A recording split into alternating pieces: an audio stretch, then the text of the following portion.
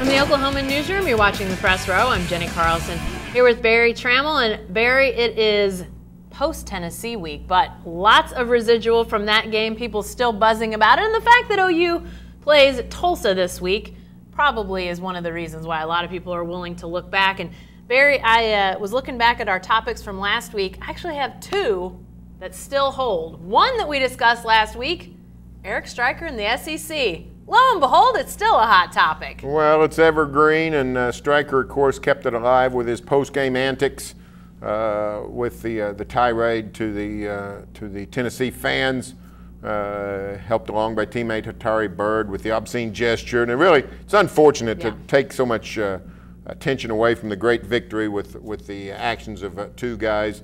And you know, they've been disciplined. Doesn't mean a suspension. Both will play against Tulsa, but you know, I just find the whole subject interesting. I see both sides of it. How fired up about the F-bombs that Eric Striker was caught on video saying? We don't know to who. Some people say it was to the OU section. Some people say it was to the Tennessee section. Did that get you the wrong way? Well, I mean, I don't think you anybody. don't go around throwing F-bombs. Nobody ought to be around talking like that anywhere, but particularly when you're representing somebody or something, and these guys are representing the University of Oklahoma. Eric Striker is a team captain. Yeah. So, I mean, that's just not acceptable behavior. Even if you're in a volatile situation, even if fans are giving it to you, you got to sit there, especially, like I said, on the field is one of the great on-field celebrations in OU history. What's he doing over there not celebrating? Literally everybody was like Jim Valvano. They're just running around looking for somebody to hug, and this is what Eric Striker chose to do. Yeah, and that's a little bit, to me, I mean, obviously, if you're saying things or doing things a la Hatari Bird to the fans, I think it's not good. Like you say, it's not a good look when you're wearing Oklahoma Sooners, whatever, across your chest, and that's how you're acting. So I think that has to be taken seriously. You know, I don't think it's a suspendable offense. I think what they've done as far as punishment goes.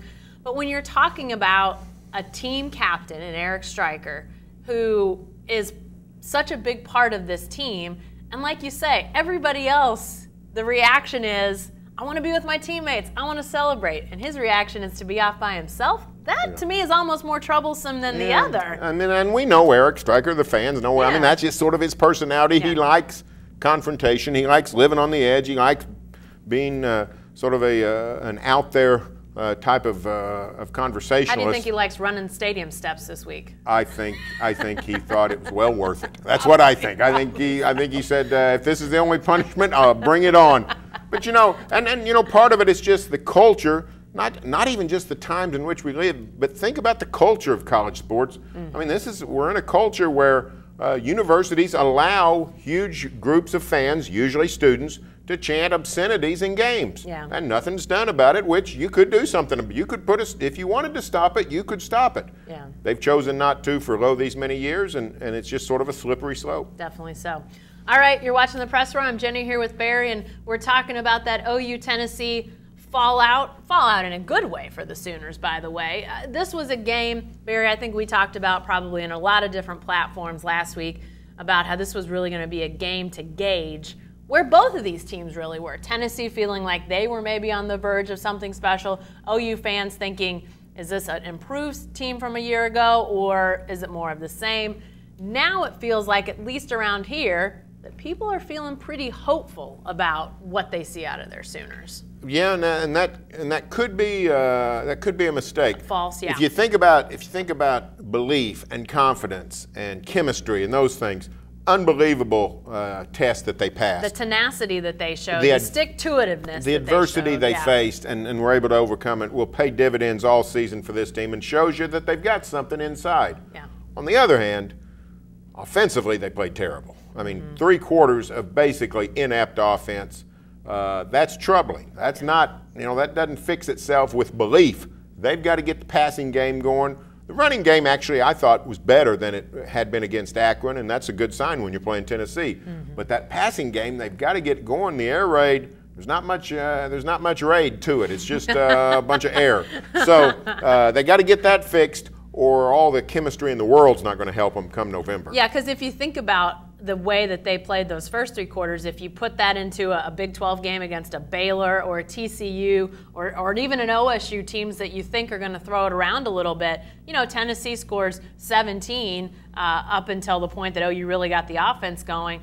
I mean, a Baylor offense might score 37 in that amount of time. And at that point, OU's offense, no matter how good they get going, they can't catch up. So they have to be able to produce something more than 3 points through 3 quarters. I mean, that's just not going to cut it in Big 12 play. There's no way. No, it was not very good. Baker Mayfield, his numbers were not good. His spunk was outstanding. Awesome, he ran around, broke tackles, did all those things, kept plays alive, made plays at the end. But they've got to be more efficient through 3 quarters. And if they're not, then this is going to be a disappointing season. However, if they can get this offense going, well then the schedule is set up. Oklahoma is going to be nationally relevant come November. Probably 8-0. Yeah. The good news about the offense, if there's a silver lining in addition to what we saw at Baker Mayfield, that fight, it's that the OU offense realized, hey, that Sterling Shepard guy, he's pretty good. Maybe we should throw it to him a few times. Unbelievable catch on the boundary. I thought he was a little bit, I don't know if asleep or he was a non-factor. He just, it's not that he did anything wrong, but just wasn't much there through 3 quarters. But you're right. In that 4th quarter, he played unbelievable, played out of his mind, had about 3 outstanding plays that really, without any one of them, Sooners probably lose. Yeah, definitely so. Hey, you're watching The Press Row. I'm Jenny here with Barry, and we're doing a little rewind on that Oklahoma-Tennessee game. And Barry, Baker Mayfield, obviously a topic of wide discussion. And, he didn't have a great completion percentage. Nothing was really pretty statistically. But to me, there was little doubt that OU wins that game in large part because of Baker Mayfield. There's no stat for that, but that's the feeling I think everybody had after that game. Well, I mean, here's, if you went back and chart the game, I guess I ought to do this. Go count the missed tackles by Tennessee and count who they were made against. Baker Mayfield broke more tackles than Samaje Perine or Joe Mixon or Sterling Shepard or any receiver. The quarterback, who's supposed to be the thrower, broke more tackles than anybody on the team. He kept plays alive. He showed that he's a playmaker. He showed that he's a gamer. Yeah. That when the lights come on, he's ready to go. So that was very encouraging.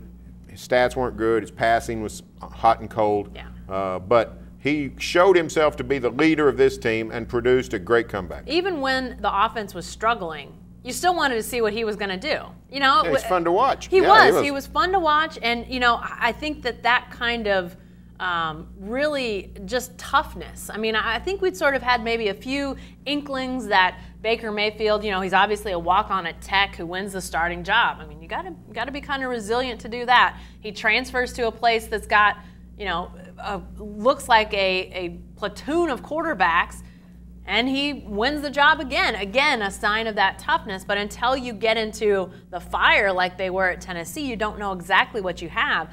And I agree. I think that passing-wise, they need to find some more consistency. Maybe it's about figuring out what he feels comfortable with and sort of tailoring the offense around that. But he'll have to be better when it comes to those statistics that weren't great at Tennessee. But when it comes to those intangibles, how do you not love where this guy is? And like you said at one point, OU got a chance. They've got a great chance to be 8-0 to start this season. If that happens, Barry, he's in the Heisman race.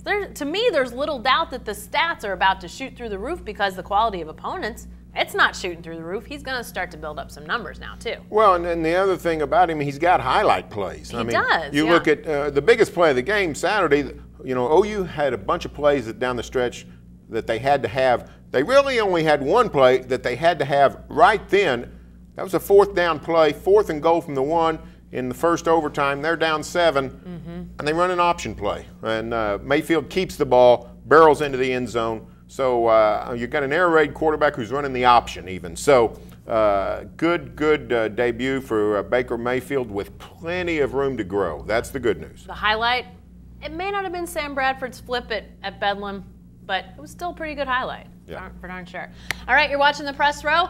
I'm Jenni Carlson here with Barry, and I mentioned earlier that we had a couple topics that were the same last week as they are this week, and lo and behold, here's our second one. It's trouble at Texas, Barry. We were talking about this a week ago as it related to the football team and all the goings-on with Charlie Strong, and they go to Notre Dame. They play so poorly. Charlie Strong changes the offense, names Jay Norvell as offensive coordinator, as play caller. Well, the troubles now are a little bit different. They're in the athletic director's office. They have fired Steve Patterson after only 22 months, Barry. You got to work to get fired in 22 months. Well, you do, and it just seemed to be a disastrous pairing from the start. You got to be pretty arrogant to be too arrogant for Texas, and Steve Patterson was. So, you know, Texas is an interesting job. You got the blue bloods in power, but you got the rank and file of masses of fans throughout the state who are not blue bloods, just, you know, good old common folk that love the Longhorns, and you need somebody that can sort of speak to both groups, and Steve Patterson never connected with the little guy, but he alienated the big guys too, so just not a good fit. Texas messed up from the start. Oliver Luck was clearly the man to hire. Very smart, sharp, unbelievable communicator, plus just a really good with common people like me. So he's Texas law school grad. He was at AD at West Virginia. Didn't get the job. He moved on to the NCAA. Texas missed the boat with Oliver Luck. I assume they won't miss the boat this next time. Well, you have to think so, but is the boat, are they going to try it for Oliver Luck again? Has that ship sailed? Because to me, when you make the move to the NCAA, that's signaling, I want to be the commissioner of a league, or I want to be the next president of the NCAA. I know Texas can throw around any number of salary that it wants to try to lure an Oliver Luck or anyone. I just wonder if maybe they've lost that chance with him, and if they have, where are they going? I've heard Joe Castiglione's name thrown around, Barry. I threw out Mac Brown's name. I've seen other people do the same, and how he might be able to bring those factions back together. The Louisville AD's been mentioned. Where's Texas going? I don't think they'll get Oliver Luck. Oliver Luck landed at a prime job in the town where his son is the franchise NFL quarterback. So I don't think Oliver Luck is leaving Indianapolis. I think the Horns will do a national search. The guy Mike Perrin that they've hired is could be a strong candidate. You're talking about a guy that played for Darrell Royal, is by all accounts is a brilliant, smart guy, but who also has the common touch. He was part of as a ball player, he was a member of the Texas Cowboys, which was the UT version of the Roughnecks, sort of a rowdy spirit group. So rowdy that for 5 years it got thrown off campus and disbanded. This guy, Mike Perrin, takes the iconic cannon that the group had called Smokey. He buys it, gets his hands on it from the organization, leases it back to the spirit group that operates Bevo. And when the Texas Cowboys came back, he returned it to the Cowboys. So this is a guy that sort of understands Texas tradition, Texas legacies, a guy that sort of feels the spirit. So, I mean, I assume he's got a Juris Doctorate from the UT Law School. If he does a decent job in a year, I think, he's a candidate. Texas needs some healing. Yeah. And they need those sores nursed. Yeah. And, a guy like that or somebody like that is what they need. Yeah, it's going to be interesting to see what happens, because, I heard somebody, I think it was Tim Kalishaw, who covers all things down in Texas for the Dallas Morning News, talking about Steve Patterson and how he didn't have this sort of issue in connecting with donors at Arizona State, which was a previous college stop of his. And, what happened between there and now is a little bit uncertain, but to me, it is clear the biggest thing that this next AD needs to do is to fix the relationships that have been broken. And, I think that's probably going to have to be a Texas alum or a Texas lover. I mentioned Mac Brown earlier, and he's obviously not a UT grad, but if there's any non-Texas grad that loves UT any more than Mac Brown, go out and find him for me. That's the type of guy, he has the big donors in his cell phone. He has their numbers. He doesn't have to ask somebody, hey, get me so-and-so's number. He has them. He doesn't have to be prepped about going out to an event that involves just the everyday fan. He would go and be great in that scenario. I'm sure there are others like him out there that love Texas that way and that have those connections. But to me, it's one time that I think think having a Texas person is going to be almost imperative. That's why the talk about Joe Castiglione, I don't think it would happen anyway, Barry. It's an interesting thought. They would have to throw a lot of money at him. He's obviously done great things at Oklahoma. But I think, given the current climate, for them to say, we're bringing in a Sooner, I don't think it'd sit very well in Austin. No, probably doesn't work. Probably doesn't work. And here's the deal: the whole Texas landscape of athletics it's such a troubled spot. Football teams, obviously, the program's in disarray. Basketball programs starting over with Shaka Smart. Even the minor sports are not performing. Not the baseball team is not what it was. So, I mean, something's gone amiss with Texas athletics, and goes back far beyond Steve Patterson, back to the later days of DeLoss Dodds. I'm thinking, too, that this next AD may not be a long-term type of AD. I'm sort of thinking about Harry Birdwell. When Harry Birdwell took over at OSU, and it wasn't, I didn't ever see him as a guy who was going to be there for 20 years or even 10 years, and he wasn't, but they needed some healing. Harry Birdwell helped provide that. I think this next AD is going to have to do something similar, so maybe it's only a 3-year or a 5-year sort of situation just to get everybody back feeling good about Texas. And remember, if Texas is feeling good, the Big 12 feels better about itself too. And be sure to stay with the best coverage team anywhere at newsok.com and every day in the Oklahoman.